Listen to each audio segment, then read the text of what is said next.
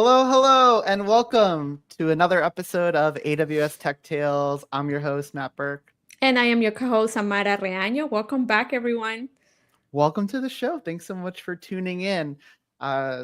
Today, we are diving into a change of pace. Hi. We haven't, hey, Arietics, welcome back. Thanks for tuning in. Thanks for being such a loyal follower, subscriber, friend of the show. We're changing gears a little bit. Last week we spent some time talking about cost allocation with one of my good friends, Savannah. I didn't tell you about. I was gonna say, how did it go? So folks, if you check downstairs underneath this video, there's some recent videos either on YouTube or on Twitch where we're streaming today. You can check out the keys to AWS optimization. Your friend Matt was there on the show to talk about the new pricing calculator. Not a normal Tech Tales type of episode, but something that you might be interested in if you've ever thought about, okay, how do I estimate the cost of the things that I'm about to run in AWS? Well, that's a question I think we all have. Yes. If you're just living life on the free tier, which I also didn't have. I've been around a lot the past couple months, but if you're not living life on the free tier, you're going to know how much it's going to cost, and that will help you on your journey. Yeah, and then I find it that like a lot of people actually have costs in their mind. Just last week during the episode when we were walking through like the reservations and SPs and how everything gets allocated, the way that we can visualize it, all the different aspects of it. It looked like a lot of people were involved in the planning of it, in the project cost management of the projects that they're working on. So it's definitely a widely known and I think sought after topic to discuss. So let us know in the chat if you've used the pricing calculator at all, or on the flip side, today we're going to be talking a little bit about crypto, not in the way that you might expect. So let us know how your Bitcoin wallets are doing in the chat. Oh, yes. And drop any questions at any time. So it's kind of a weird title. I was thinking about how to describe what we're actually going to be doing today tomorrow. We actually did a very similar episode a long time ago because I don't remember when it was. Really? I just remember we did it. Yeah, I think if it's the one that I am thinking about, it was a while. I would say probably even last year. Yeah. Yeah. So we did an episode maybe over a year ago about ransomware. Yeah, the about ransomware what if one. Yep. your account got compromised with a ransomware attack. How would you be able to diagnose how that happened? How could you go through the logs that are available to you? What are the security services you could use to detect some of that? And today we're going to apply something similar, which is, what do you do if someone compromises your AWS account for crypto mining? Oh, okay. Interesting. I can't wait to see deep dive what we do. I want to see. I actually saw that there was something in the news, and let us know in the chat if you know this. Where this is not this is a cautionary tale. It has happened, but that is. I know that all our viewers out there are doing their MFA en route. That they are using best practices all the way. That they're using least privilege. So that should prevent most of this from happening from the jump. But I want to see. I saw something recently. Okay. Let me see if I can find it before we go into it. In the meantime, don't be shy. Say hi. Drop in a comment. Let us know where you're tuning in from today. Yeah, let us know. I'm looking at news. How is the weather going in your area? It's still very hot here in California. This is actually from 2023, so this isn't as recent as the one I was seeing. Okay. But let's show it on screen. Oh, we have. Okay. Bitcoin is mad, but up overall. ETH mad, but again up overall. Yokai Artist from North Carolina. Welcome Hi, to the show. welcome to the show. And we have Orikov saying something big in the news is the DDoS against Arch Linux. Well, That's a whole DDoS, a whole different story. You can talk about Shield and Shield Advanced. But yeah, so things do happen. Crypto mining group trace to Indonesia uses compromised AWS accounts. So you want to make sure that you're not compromised. That's where we're going to be spending some time today on. And so I've got this account. We're simulating a security event, a crypto security event. That is why this is called the tail of crypto security events. Because here at AWS Tech Tales, we talk about real life customer issues, what you can do to solve them. And schizophrenic red. Hi. Knows the format. He's ahead. He's ahead. He's like CloudTrail. He says, let's go check the CloudTrail. So what you're seeing in my I have to zoom in so much for the chat to see what I'm doing. For Samara to see. Well, also for chat, and so noted that I was pulling some CloudTrail here, and yeah, that is usually going to be the first thing that we want to do in troubleshooting this event. Let's say like we quarantine this account, and now we're just trying to get to the root cause of what happened here. Who did what? What was going on? So this is more we're assuming the role of someone in the security forensics side of things, your ISO security group. We're solving a mystery. We're solving the mystery. And so the first thing we're going to try to do here, and so what we've got is our CloudTrail, our DNS, and our VPC Flow Logs are already in Athena. Cool. Favorite service. Perfect. Okay. And so we've got some sample queries. So this is also a best practice for folks, I think. Do you agree, Zamara? Is that like we've got some example queries built out there for folks to just kind of dive in without having to build exactly. themselves. Especially if you're like, monthly reporting or just querying through logs and stuff, it's like the ones that you always do should make sense to always be there, right? Cuts time and you go and you do what you got to do and not worry about having to do queries from scratch. And then also you kind of know what the cost is going to be. Yeah, exactly. You already know. Unless your data is just getting really, really big. So first thing we're going to do, like Schizophrenic Web Developer asked, is search CloudTrail, and we're just going to check creating stacks. So just, who has deployed any new CloudFormation templates in this account? So we can see this participant role. Again, we're doing this in a workshop account, folks, so it's not as exciting. I can't put Sally came in here and deployed CloudTrail. But what we're trying to show is what is the type of information you can get when you're doing these types of investigations. The role that was used to access it. The role, the account ID, because maybe you're doing this from a cross-account role. We're looking at like the time. We did the create stack with the source IP addresses, which is helpful. So what, for example, was this my IP address? Or no, actually, it wasn't.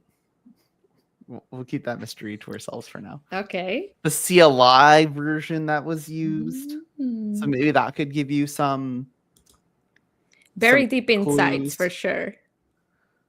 And then the stack name. Oh no, the stack name crypto. Uh-oh. Which makes me think of who's seen the new Superman movie. Have you, Samara? No, I have not. The dog's name is Crypto, but with a K. Ah, look at that. So we're getting a lot of details already. Okay. Into the CloudTrail logs, which I think is important. And now we can go take a look at understanding more about what this stack created. So I'm going to go to Cloud Shell. Okay. I'm going to start a new Cloud Shell. It's booting up.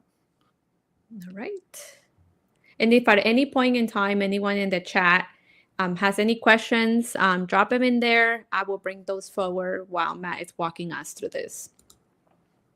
And so this participant came in, deployed a crypto stack. I don't think our hackers are going to be that just, probably more creative in their naming in real life. but they're also being resilient here. We've got an auto scaling group. We've got some lambdas. We've got some IAM roles, launch the templates. template. Yeah. And I think what's interesting about this is I think typically you're going to find that, and this is not me speaking as a security professional, so folks in the chat want to correct me, please feel free. But if you're going to get compromised, the first thing that's going to happen is someone's going to set up credentials for themselves. Right. Mm-hmm.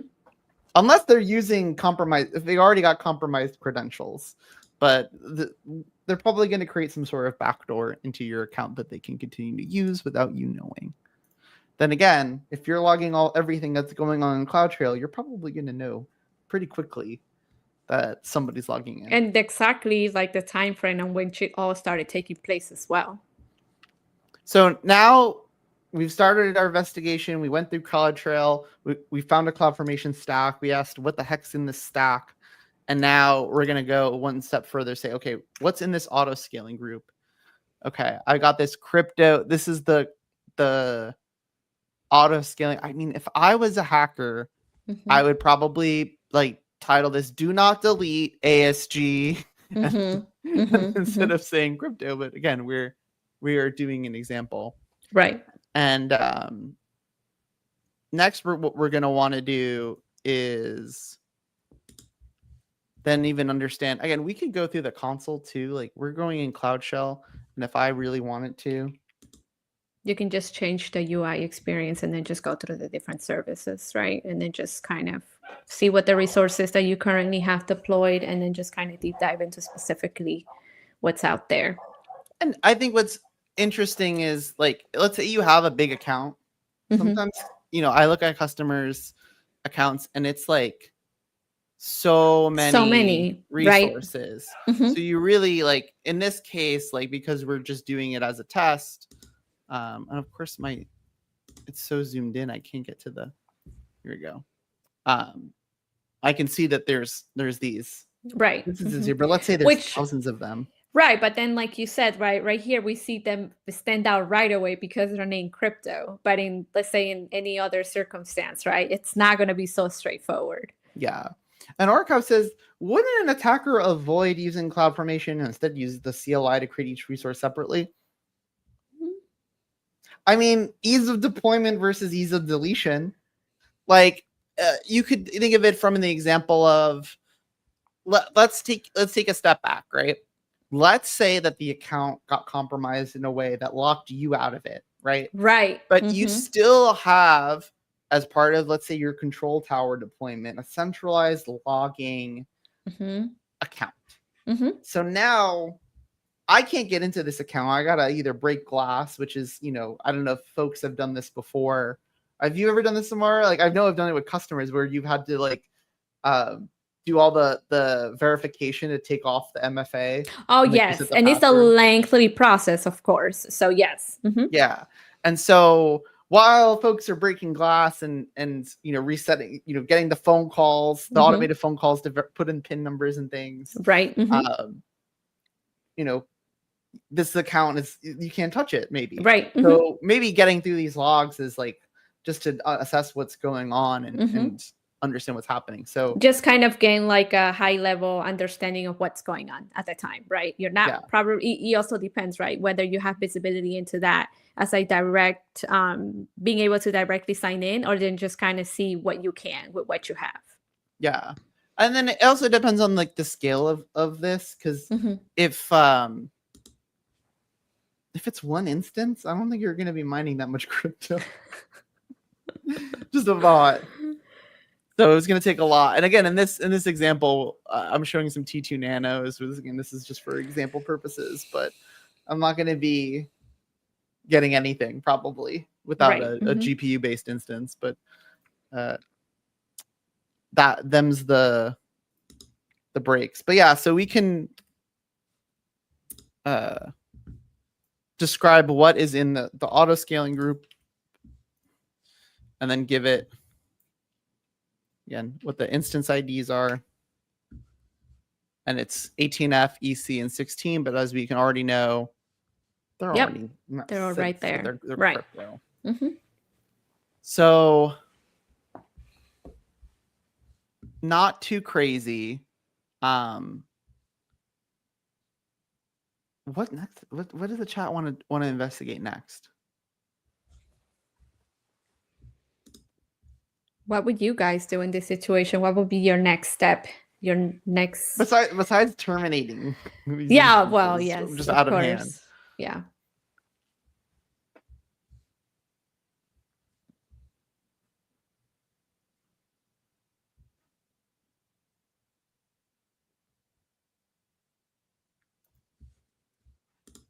While we're waiting, what I will do Okay. is I'm going to do a new query. And so I'm basically going to ask what's been going on with these EC2 instances. So I'm going to start from the beginning of the month. You want to know what they've been used to. Okay. It says right here. Yeah, feel free to bring it up. Set some sort of honeypot or log behavior. That's a good one. I like that idea.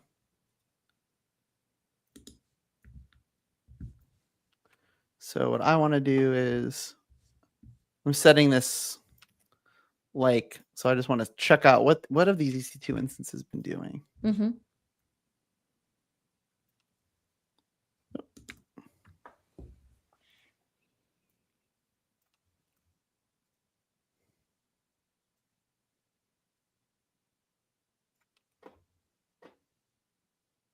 Oh, I need the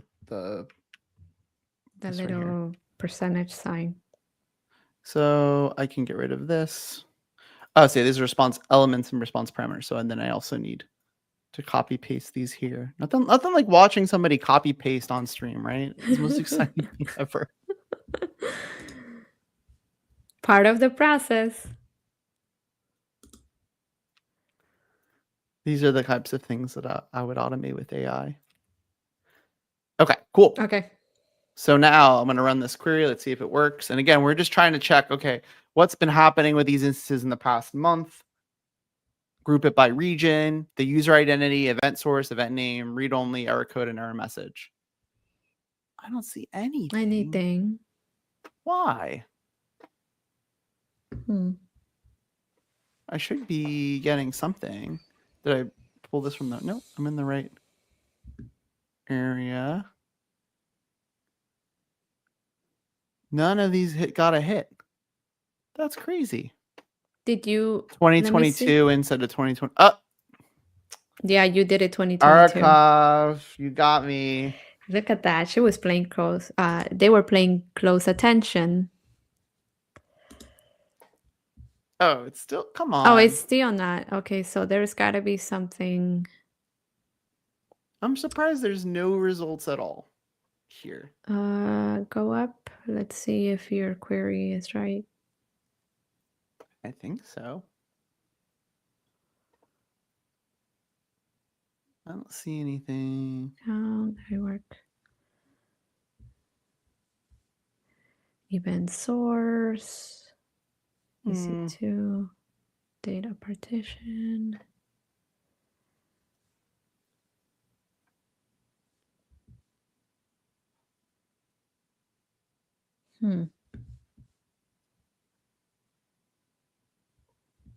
Yeah, I think we were okay.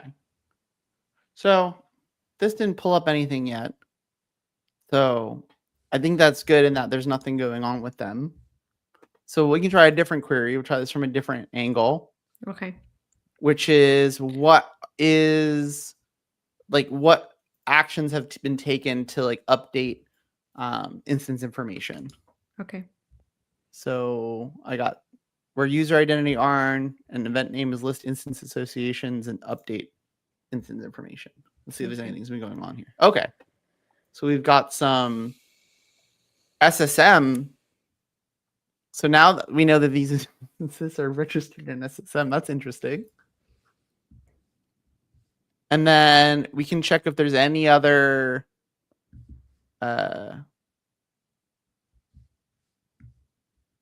API calls that have happened. So let's see. Let's try this.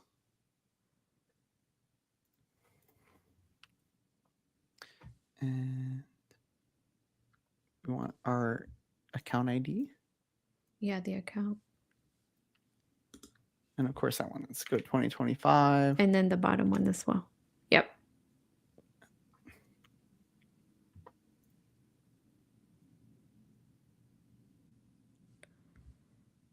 Oh. Nothing.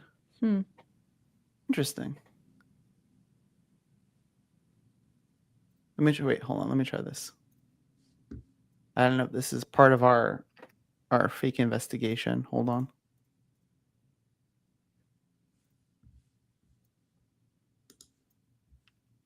Because I put my actual account number in here, but it might be from a different user. No. Okay. Okay. So there's still some stuff I'm not seeing in here, which is interesting. Unless it's part of the... Let me try something. Hold on. Maybe as part of the simulation, you just keep the dates as is. I know. I was thinking some of this is happened today, but let's double check. Oh, see? Yeah, it's the same. Interesting.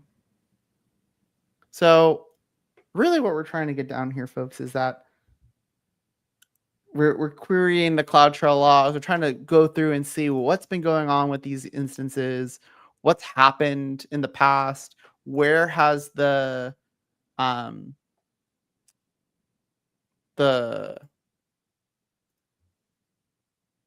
API calls gone to. So we can also see, for example, it's just like what tags are on these instances. We've got, they're in a launch template. They've got an auto scaling group, CloudFormation, the name. So this is kind of helpful. There's a lot of different queries that we could be doing, but now we can move on to another service. So again, CloudTrail, you can query all day, especially with, you can do it within CloudTrail itself. You can do it within your monitoring account in Athena. It's a lot of different places that you can go through those logs. You can probably have Q help you too with some of this. But yeah, where do folks want to check out next? What are some other areas we can dig into? Where will you all go next? It's like the elevator. What was it called that you call it? The waiting music? Oh, you want me to put the waiting music on? Hold on. You see the chat. If you're all thinking, what would be your next step here? So for me, I think I would want to do VPC Flow Logs. Right, because you did mention that you had all that already within there. So I think that would be the next best place to look into. So now VPC Flow Logs are not going to be configured by default. So you have to. You're going to want I would say that putting this on your production VPCs, that's going to be really helpful, especially because I don't know if you see this a lot, Samara, but I see it where like it's not on, support tries to help you and they go, you need to turn it on, and now you need to wait. And then now you need to wait for that whatever happened to occur again, so then you can actually capture it and then be able to review it, because it wasn't on last time. Yes, it has happened a number of times. So that's one thing to think about, is like, yes, there is going to be a cost associated with enabling VPC Flow Logs, but I think for production applications, that's going to be really helpful. But in our scenario, we want to understand like what's the highest packet, like what kind of traffic are these things driving, what occurred. So I'm pulling out number of packets, the source address, and the destination. So again, like, where are these things hitting? Yes, what's going on, what is kind of like the path is taking. And then I'm also filtering out for the private IP addresses. So I don't know if folks are network gurus, but you got your 192.168, your 10 dot, and your 172.168. those are your private IP addresses, and anything else that you see. These are reserved for private. They're not routable over the internet. So we want to filter those out because we want to make sure we're capturing just things that are going to the internet. So here you can see that there's a lot of 443 or HTTPS traffic going to this public IP address, this public IP address, and this one. So these are kind of the main. Oh, those are. Oh, yes. There's like 3 different ones. Yeah. Yeah, and you're seeing it's across the 3 different instances that we've got. So that is helpful to know. And then you have this 52.216, 242.14. So maybe we could do like who owns, just to make sure we know what that is. I don't know. Let's see what Google AI is. Okay, it's Amazon. So we know that's inside inside the what's the best way to put it? Inside the backend routing, like the Amazonian cloud. So we're okay there. But then we have this 16. So let's just see if this is also.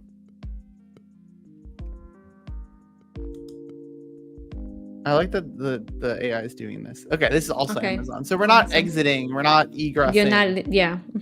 We're not leaving Amazon. Now, of course, we don't necessarily have to Google this every time. If you want, you can just check out what the AWS IP ranges are. You can download the prefix. You can use the prefix lists so that you're automatically allow listing Amazon IPs. And you can always download it as well. So if you need that for your security appliance purposes. Good to have handy. Yeah, this is a good one. I feel like this also comes up in some certifications as well, like understanding that, our IP addresses change. We buy space. I'm sure we might also, lease out space. So IPv4 is a finite resource. Use it wisely, folks. So now maybe we want to exclude like Amazon IP addresses from this query. Okay. So we can run it again. Uh-oh. No, we're good. But I'm going to knock out 52 dot. I'm going to knock out 209 dot. And try to get closer to where we're going. Which is this, start to see 54, your 16s. So you're starting to get more deeper into like where this is going. And you can also check rejected packets for like the ingress, like what is trying to hit your servers, but maybe is failing security rules or something like that. Okay. So we're doing packets, destination port, source address, where it's ingress and it's saying reject. Okay. And we see there's some rejects from 68's trying to hit your servers on 1002, and 54 is trying to hit your servers on 5900. So you can basically start to dig into like, what is this communicating to?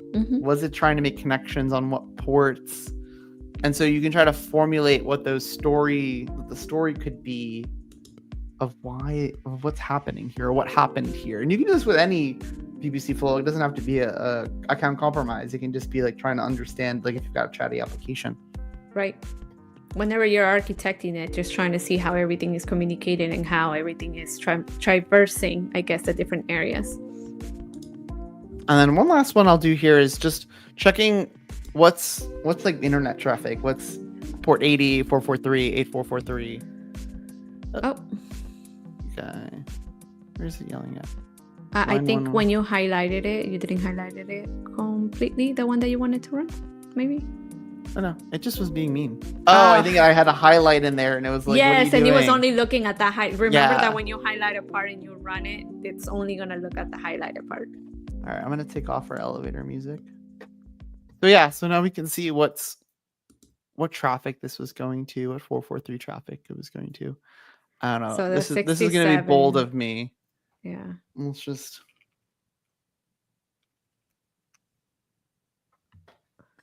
Where am I going? Oh, okay. So it's just, you can see SSM messages. That's actually interesting. Look. Yeah. Oh no, it's gone now. But I saw for a second the certificate that was like for SSM. So next, I want to go check out one of our security tools here. Okay. I don't know if chat has any suggestions what security tool they would want to go to. In this type of situation, I guess the question would be, do I want to go to AWS Shield or do I want to go to AWS GuardDuty if my account's been compromised for crypto? I'll check GD. Let's go with GD. Let's check.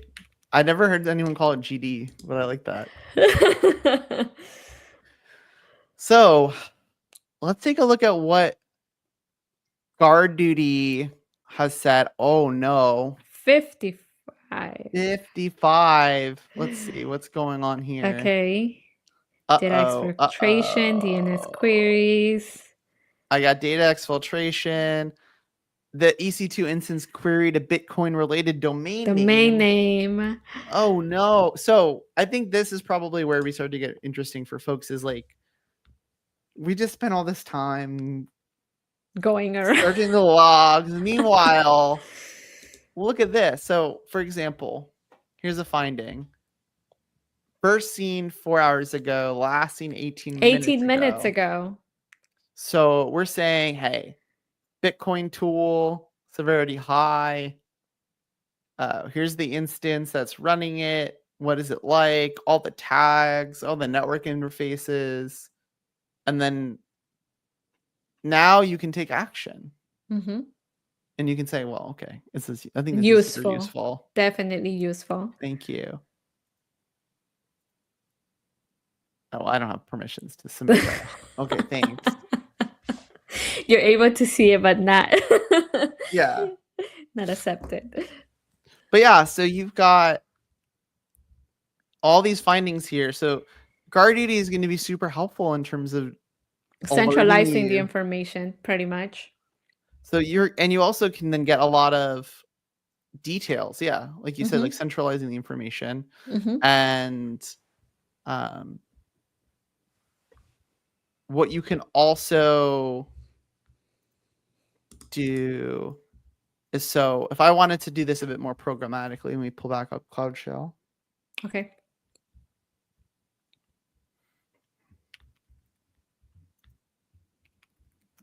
Clear this off.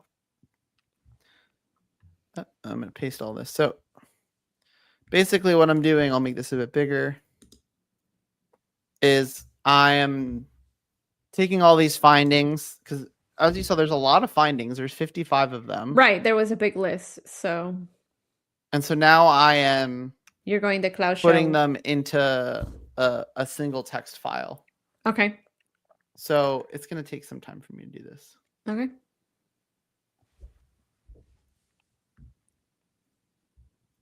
And then we can go through what that file looks like. I'm waiting. See, I took off the waiting music, and here's what happens. There we go. Okay. Okay.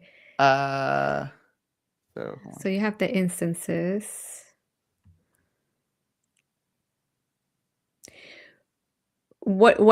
So I missed the part where which one is what type of information are you trying to gather?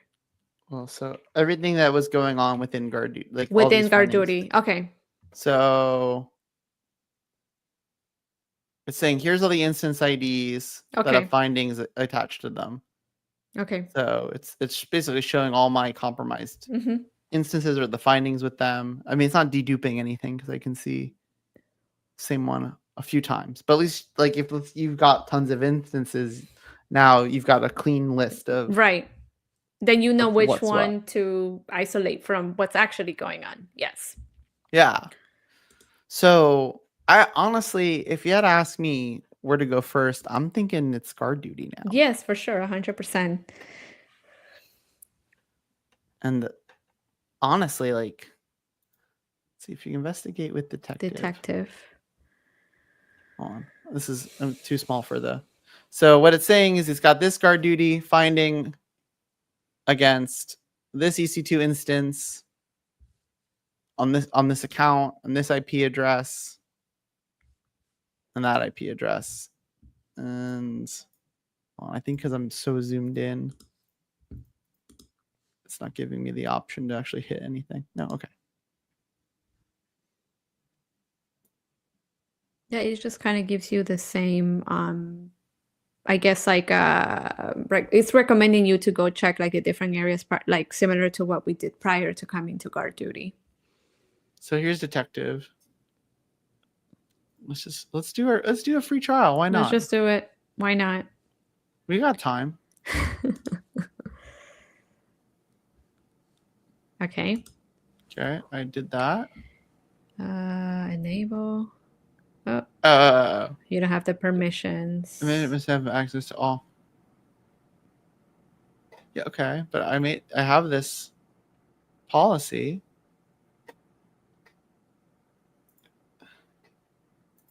Attach it to my. I'm gonna attach it to my role. See if I have rights to do it. Let's see. Oh, okay. Oh, perfect. Okay. Right, let's see. Enable. Come on. Okay. There you go. Just needed a bit of patience. I brute forced it. Sorry, everyone. So it was saying, hey, you can try this. Check this out in detective. I turned on a free trial of detective. And so it's giving me active. No, I don't want to archive it. This is the GuardDuty. I don't know. Let's run an investigation. Okay. On. I don't have a recommended resource. Maybe role. I want. Oh, this is an IAM. I don't want an IAM resource. I don't want a role either. What I want to do is investigate this EC2 instance, for example.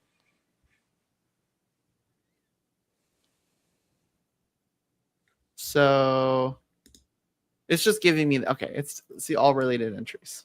Mm-hmm. It's error. He doesn't want me to do this. I think because I just turned on detective, it's cooking. Like it's gonna take some time to actually give you the details. Yeah. So at least we have. This is gonna pull all their findings from GuardDuty into this one pane of glass.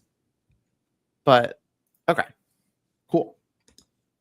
It's getting quiet on the chat. Right, it's been very quiet. Have any of you have experience using GuardDuty? Or played around with GuardDuty? Or played, or yeah. Or with detective itself right now that we're kind of like turning on that free trial and try to see what information we pull from it. So while we're doing that, another place we can check, one final place to check, if you're trying to figure out what's been going on, is you can always check DNS. Right. So we've got our Route 53 in our Athena as well. So we're just going to check what the queries have been to DNS. Okay. Oh, Robert Tables, we haven't seen you in a while. Thanks for joining the show. GuardDuty's awesome. I have clients that leverage it extensively. It's a corporate must-have in the financial sector. I just don't see a lot of people talking about GuardDuty. Right. I see a lot of people talk about config, but not necessarily GuardDuty. So I think maybe it's because our enterprise customers are so secure, they're not really finding any findings. I hope. Which is a good thing. Oh, okay. So for example, I filtered on this. Okay, so yeah, Amazon AWS or EC2 internal. and you can say pool.minergate and pool.minergate.com. Wait. So again, Let me ask you something really quick. So what was it that you query right now? I missed that part. oh, I'm querying our DNS logs. Okay, got you. So that way you can see that there's this query to all these miner pools and things. So that is super helpful in terms of knowing what's going on, like understanding like so let's, for example, like make this a bit more specific. Okay. And Robert Table says people might be reluctant to reveal they did have a finding via GuardDuty, so the service doesn't come up as often. Yeah, so as technical account managers, generally a customer will talk about the stuff with us. Right. They're not going to talk about it, I think, outside of with a trusted Amazon person. But yeah, I guess no one's going to be like a public reference. They're like, GuardDuty was so amazing, it stopped my crypto hack. I get it. So yeah, so you can now, I'm specifically trying to see like who's been going to minergate.com. Okay.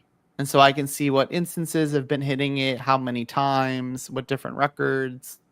So this is, again, you're kind of putting everything into the box of like what could happen, who's doing it. But it also goes to show folks that if you're doing something not great in a VPC and people got logging enabled, they'll know where you're going. Yeah, exactly. They'll know all your movements. I know. I think what's crazy about this, about AI, about using like Q, is like you don't even have to know how to query this stuff anymore. You can just ask. You can just ask. Exactly. I don't have permissions in this account today. Okay, I was gonna say you want to see it in action. I sometimes we do. Sometimes we just kind of poke and see what can happen. But we're staying on the manual trail today. We're not going all over all over the place. Sometimes we're like, oh, but we can look into this. Let's see what this does. Kind of like what we did with Detective right now. Yeah. So, now that I think we've pretty much gotten everywhere we need to go in terms of what happened here. Right. So we've got all of our threats. I don't have any attack sequences. Maybe we want to do real-time monitoring. So let's enable real-time monitoring. I don't have permissions. So this is what happens is we want to click things and then of course I don't get permissions to do it too. So what can we do to start to wind this down? So we talked a lot about assessing who's doing what API calls, who deployed resources in your account, confirmation versus just someone coming in and doing click ops.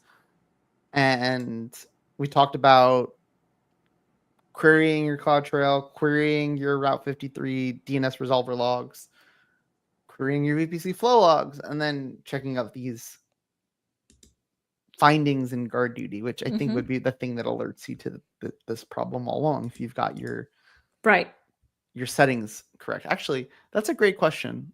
Thanks, Matt. Where can I configure my email settings for GuardDuty? Let's find out. Okay. Like where? This is my summary. I'm gonna go. Let's see. I have my findings page. See, this just has export as URLs, but how do I? Okay. What are you looking for? Here we go. Settings. What I want to do is say lists. These are trusted entities. I'm trying to figure out where do I go to. Oh, look, you can generate sample findings. That's cool. Again, I don't have permissions. To get notified of what's going on. Like if I have a finding, let's see, this would show what accounts are in my organization. It would show my cost. That's helpful within GuardDuty itself. But let's say I wanted to finding export options.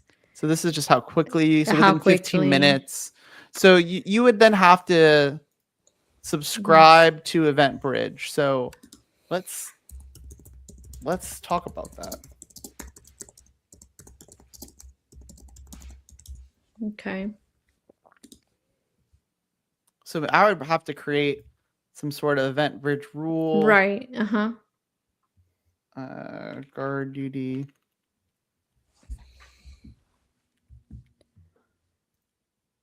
Try again. Come on. This is another permissions thing.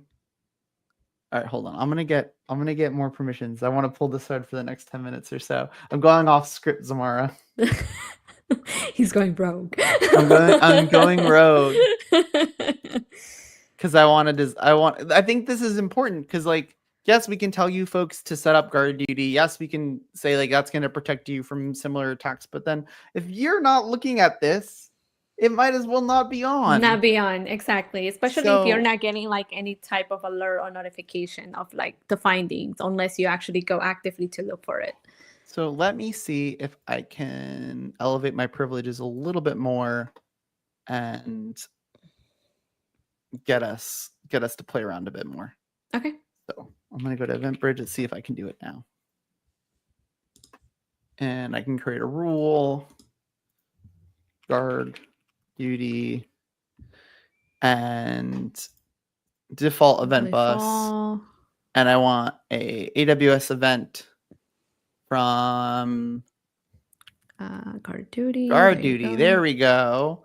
And I want it to say if there's a GuardDuty finding. So perfect. We're getting there. Okay. So next, what happens? Target. So typically what this would mean is I would want to send this to an SNS topic. Mm-hmm. I don't have an SNS topic created. So let's, I guess, create one really quick. Common cert question makes people pick between SNS, SCS, and SQS and get them confused, which I think is funny. But maybe I've been working at AWS too long. Do people agree with me? So this you is want my the SNS standard, or do you topic. want FIFO? This is SQS. No, this is SNS. This is why things are getting confusing. Okay. These things are getting confusing. I just want a standard queue. GuardDuty finding topic. Okay. I want to create a topic. Okay, so now we have I'm going to create a subscription. I'm going to send an email, and I'm going to do AWS Tech Tales at Amazon.com. I'm going to have to obviously accept this message to topics have subscribers. Yeah, SNS can broadcast to many. So this is one way to just think about. You gotta put this Lego block in place to make sure that you're getting these alerts. So let me see if I got my email yet. Yeah, I'm checking on my end to see if it's going to take some time to right. Oh, there it is. Okay, it's cooked. So I'm confirming that it's confirmed, and now I should be able to refresh this page, and I should have a confirmed status. So that is one way to do it. I want to see something else really quick. There's a new service that I'm really getting into. It's called AWS User Notifications. I want to see if this has something I can do. No, not yet. See, this is where CloudWatch EC2 I think this will be fun. Mm-hmm. Is over time, I think we're gonna. Again, this is not a forward-thinking thing. Set up notification configuration for other services. Let's see. You can also do the same thing here. So if I wanted to do GuardDuty findings, I'm going to create an event rule. GuardDuty finding. Now it's being a bit more specific. It's like, do you want what region do you want? Maybe you want to go even more advanced. You can put in your thing, and then within 5 minutes. 5 minutes pretty recommended. Good. Yeah. And then email. Again, I didn't have to do a topic here. I just am like. And then you can also set up for the chat channels, which is pretty cool as well, especially if any of you are using Microsoft Teams, Slack, or Amazon Chime. So yeah, you can just do chat. You can do console. So that you've got more selections here, and this is probably, I would say, the easier way to do it now. And the reason why I wanted to play around with this is because I'm thinking about talking about it in a future episode. But like, this is new. He's giving you the intro. This is a secret service. I think. I think more customers are going to start to onboard to user notifications in the coming months, and so I think it's pretty cool. So you don't have to create an SNS topic. You don't have to create an event bridge rule. You can just send it to an email directly. You can send it to your mobile app. I don't know, does anyone use the console app? It says SES is a service sending an email that does not require confirmation of subscription, in case anyone was wondering. Yes. So that is also true. But then that's more for like blasting out. It's actually an interesting, if I'm thinking about an event bridge rule, do I want to just send it to SES instead?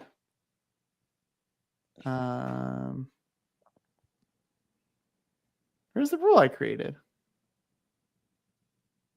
Did you actually finalize it? I never created it. We went through that all so quickly. I thought I created it. Meanwhile, I just went, oh, you know what it was?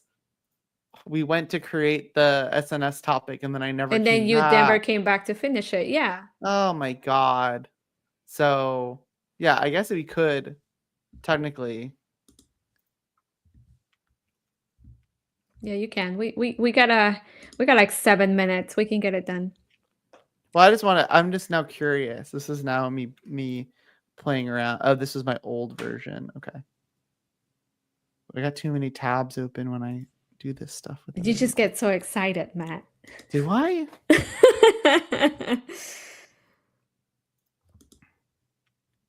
Okay. Let's just see, for example, GuardDuty. And then it's finding, or you could just do all events here. But just for the purpose of like walking through it, we're checking on the findings. So, okay. To be fair, Robert Tables, I can't send this to SES. It's not a that's what I thought. It's not a thing here. So Robert Tables says if you went with SES only, you only send out an email, and it has a whole sandbox component to get out of and verify. Yeah, that's correct. And I've worked with customers that are like, hey, I got a big campaign tomorrow. Please approve all these threshold limits. So if we're talking about SES, this is the email receiving and sending.